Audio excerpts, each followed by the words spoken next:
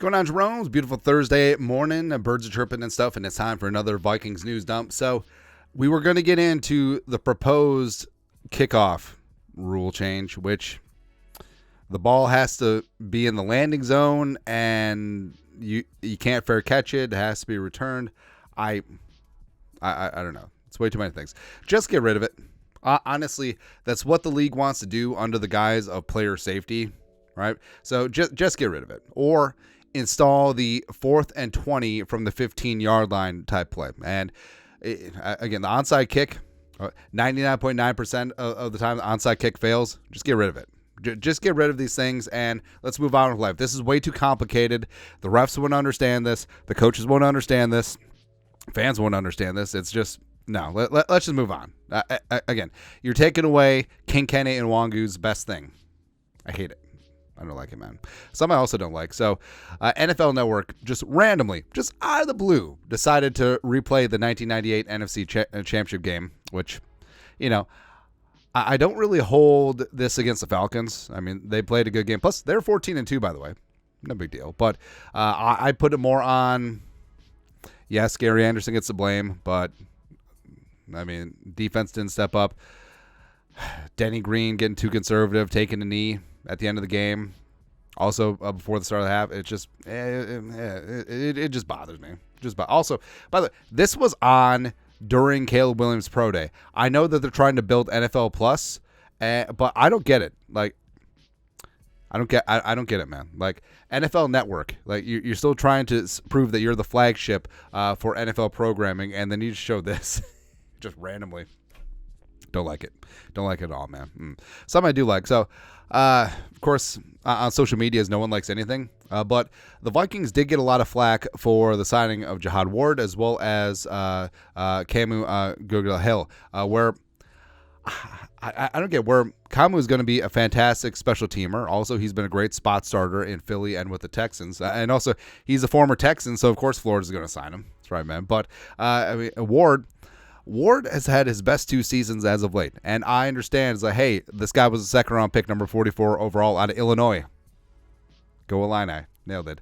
But you're allowed to get better every single year, and the role that he's specifically going to be asked to play, I think that he can succeed at. And plus, he's got some great coaching the last 2 years from Andre Patterson, our guy, and I'm pretty excited about what Ward is going to bring to the table. And Kama's going to be fantastic as a reserve linebacker and probably new special teams captain. I think that's certainly going to be in the mix. The Vikings got better yesterday. Again, people like to poo-poo. It's like, oh, they didn't sign the superstar. Well, not really on superstar budget right now. I mean, we got to think about paying Justin Jefferson and Christian Darrisaw eventually. There you go. But speaking of turnover, so Kwesi has indeed been cooking as of late. So Jason over the cap. Based on contract details we have so far, where is a look at how much annual salary has been gained and lost by each team? Top right, a lot of reshuffling, blah, blah, blah. All right, so Vikings have gained a lot of salary. Kwesi has been very active in free agency, especially on defense, and the Vikings have lost a lot of salary. So it's been a changing of the guard, and we said the Vikings, I mean, this offseason may be the most transformative in franchise history. Kirko is gone now. Daniil is gone now. I mean, basically the only guy from is Harrison Smith. It's really, I guess Brian O'Neill, if you want to consider 2018 back in the day, but no, we're good to go. And you see the Vikings are way. See that little guy? Don't worry about that little guy. But yeah, Kwesi and Kevin O'Connell, this is definitely their team now. And Florida's team too. Love to see that. Something I'd also love to see is the Vikings trading up in the draft. So Purple Persuasion put this together. Chad Graff, former beat writer here with the Vikings, with the Athletic, back with the Patriots now. Chad Graff on KFan, the likelihood of the Patriots trading their pick to the Vikings has increased over the last few weeks. However, it's still a small chance. 1 is low, 9 is high, per the question by Paul Allen, voice of the Vikings. It's probably around a 3. The Patriots really want to jumpstart this rebuild. This is more of a 3-4 rather than a 1. Then a 1 is they kind of struck out in free agency. That coupled with the Vikings making a trade offer that they weren't expecting, maybe all that leads to a change in plans. Now, if you asked me 3 weeks ago, I would have said it was a 1. So the Vikings, having that 11 and 23rd overall pick does seem to be pretty enticing. And I think the Patriots could make a move. where, yes, I mean, they could stick and pick and take the quarterback in the future, but the Patriots roster is a long ways away. And people like to poo-poo on the Vikings and be like, oh, the Vikings are going to be bottom of the NFC. It's not going to be the case, man. Especially that defense, especially with JJ and Addison and Hawkins and Adarisaw, revamp running game. Going to be good to go, man. But, I mean, the Patriots, yeah, they could take their quarterback, but they're just going to throw him to the Wolves, or they're going to sit him with a bad team. I don't know. I think that they could still certainly find a second-wave quarterback in Nix, Penix, Rattler, and sort of have their cake and eat it, too, in that spot, and also address a lot of needs, and the Vikings could move up for their quarterback savior. And I think that's something could and should will eventually get worked out. Something that the league is trying to work out is the hip drop tackle. So, I mean, it's really come in vogue over like the last 2 years as a couple of players have gotten hurt. Now, hip drop is defensive player wraps up an offensive player, and as the offensive player is basically dragging the defensive player drops their weight, and hence the hip drop, and sometimes it unfortunately traps the runner's leg or ankle, and sometimes broken fibia, high ankle sprain.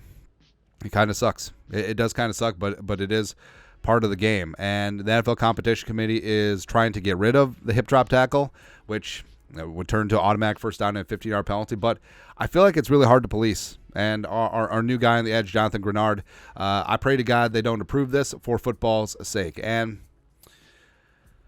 basically, they're making it impossible to play defense, and I really hope that they watch this, because the NBA basically outlawed defense, and the game just is not the same as it was from back in the day. Now that may make me sound like an old head, but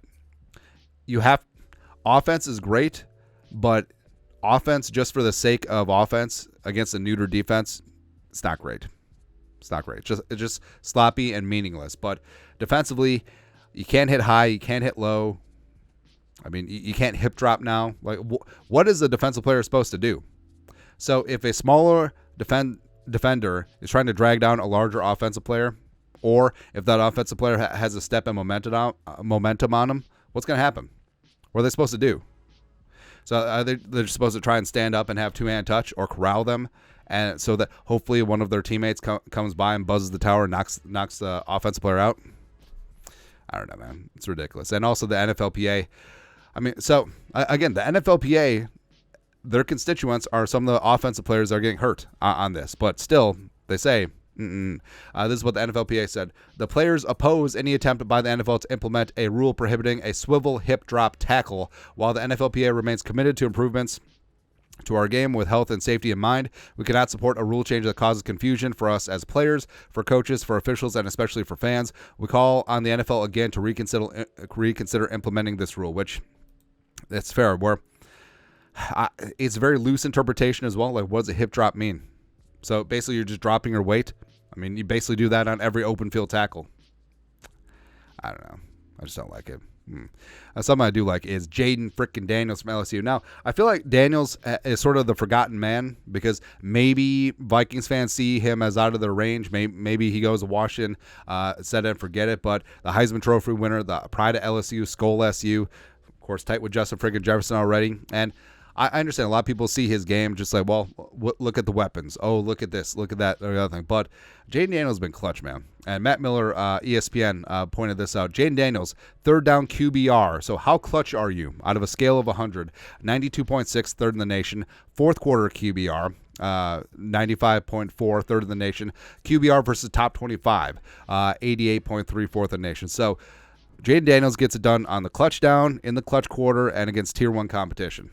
So that's pretty damn good. I could definitely F with Jaden Daniels, and I feel like a lot of draft talk has been around J.J. McCarthy, especially a lot about Drake May as well. Did you know that Luke McGowan was a high school football coach? But Jaden Daniels would be so much fun. Well, Jaden Daniels would be so much fun if Kevin O'Connell adapts his offense to what Daniels does well and lets him run occasionally. But Jaden Daniels needs to protect himself, man, because Jaden Daniels, sometimes he just does like side quests during a game where it's just like, no one's open, so I'm just going to run straight into the line of scrimmage.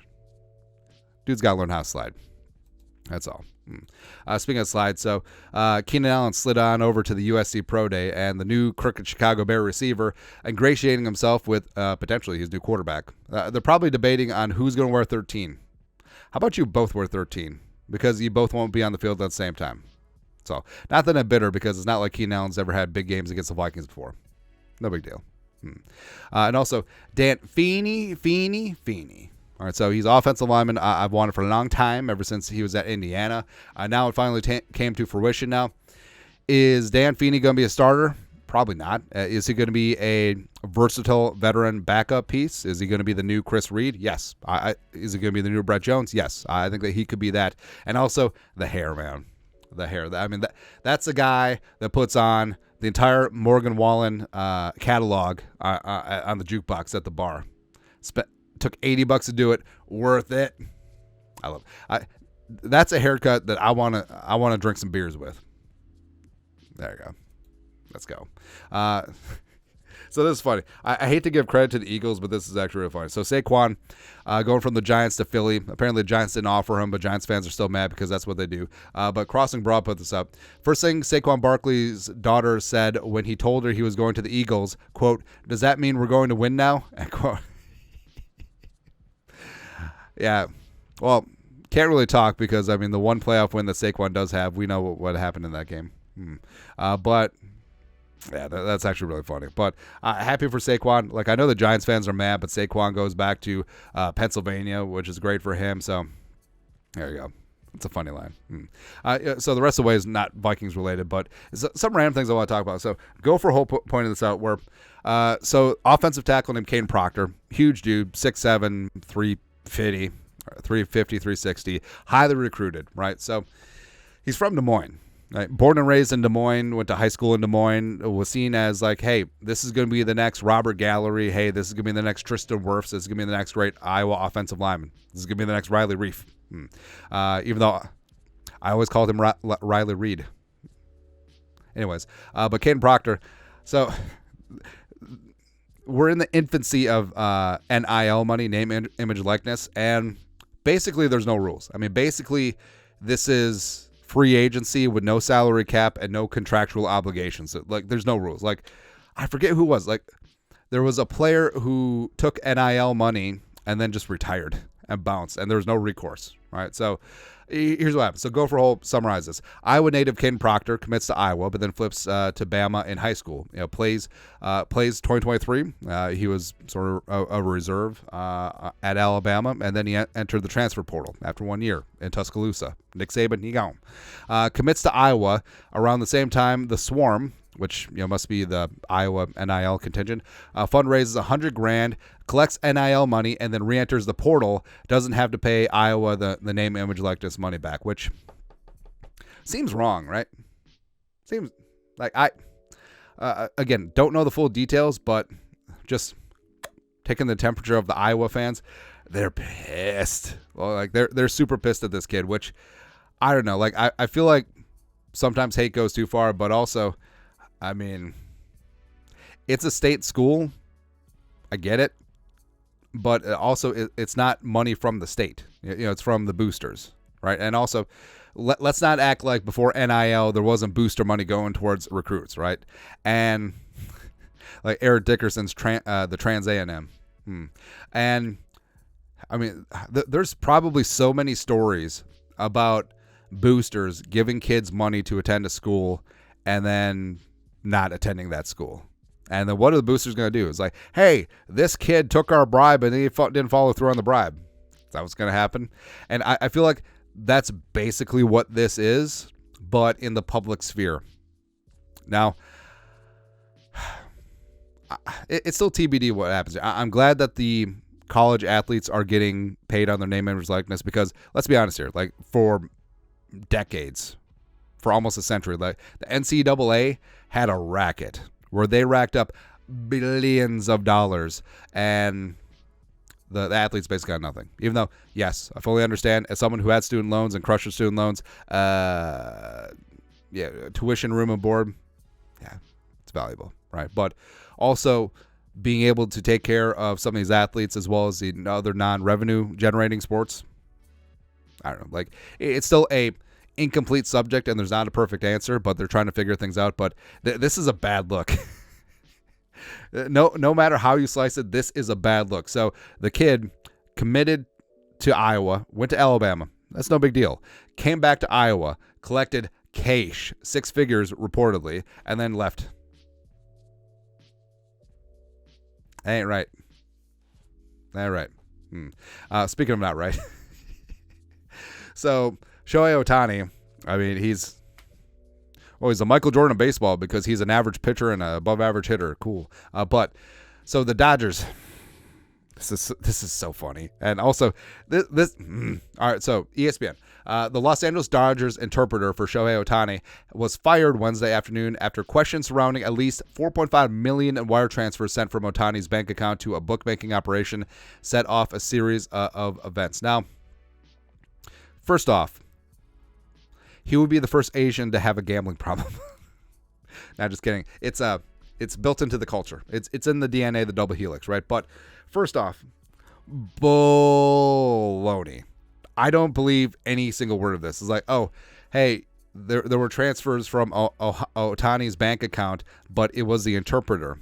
That's got to be it. And according to Otani's lawyers, like, this has been going on for a while, but Otani was buddy with his translator at the Dodgers game yesterday. Okay, sure, but the league's really getting into bed with sports gambling sites. I feel like it was too much too soon, and I feel like it's just a matter of time until there's a massive gambling scandal, right? Because at a certain point where the league's financial stability is too dependent on the money that's coming in from DraftKings, FanDuel, Caesars, MGM, name a sports book, doesn't matter, then all of a sudden, maybe the games are still on the up and up, but all of a sudden, sometimes some of the partners, and by proxy the partners, that means you, have a financial interest in a game going one way or the other. Now, that's a reductive example, but it's something that everyone's going to think about. And so don't get me wrong. People are adults, but also I feel like they've video gamified the sports betting, which is bad. And I feel like people are always just searching out that next dopamine hit. So they're going to take on these 12-team parlays that have ludicrously low odds on return. But I don't know. It's a matter of time where there will be a player. I mean, we've seen it in the NFL too, like Calvin Ridley, et cetera, where a player will actively be tanking or point shaving. And we've seen this before. I mean, point shaving basically ruined New York basketball way back in the day. And also there's been various point shaving scandals. There's a recent one with like Temple and UAB, which is kind of funny. But it's just a matter of time. And by the way, the NBA, yeah, you've had officiating scandals before. It's just a matter of time until another one crops up. And now, I mean, people love the conspiracy theories as it is, but now that leagues are like financially dependent on these sports betting books, all of a sudden there's a questionable call or a player isn't playing up to snuff. Or all of a sudden there's lots of questions. It's only a matter of time. And also, this is the tip of the iceberg with Otani. No one is believing the translator line for a second, right? And how deep does this go? Pete Rose has been kept out of the Hall of Fame for betting on baseball. And by all accounts, he was betting on his own team. How long will it be until there is a player, doesn't matter what sport, betting against their team and they have an impact on the outcome? It's probably happened already, right? So it wouldn't shock me at all if this goes down the rabbit hole. And again, allegedly, like maybe Otani's gambling is like Michael Jordan level. That all of a sudden, like, David Stern banishes him to play minor league baseball for a year. I don't know. Who knows what happens, man? But yeah, I mean, there's gonna be a lot more to the story because this does not pass the smell test. Like, this is ridiculous. And also the fact that they think so little of the public that they think that this would fly. Get out of here. Get the hell out of here, man. But I'd rather talk about Otani than the stupid kickoff rule. That's all. Anyways, your thoughts are thoughts of Vikings News Dump. You guys are the best. You know what to do. Skull production value.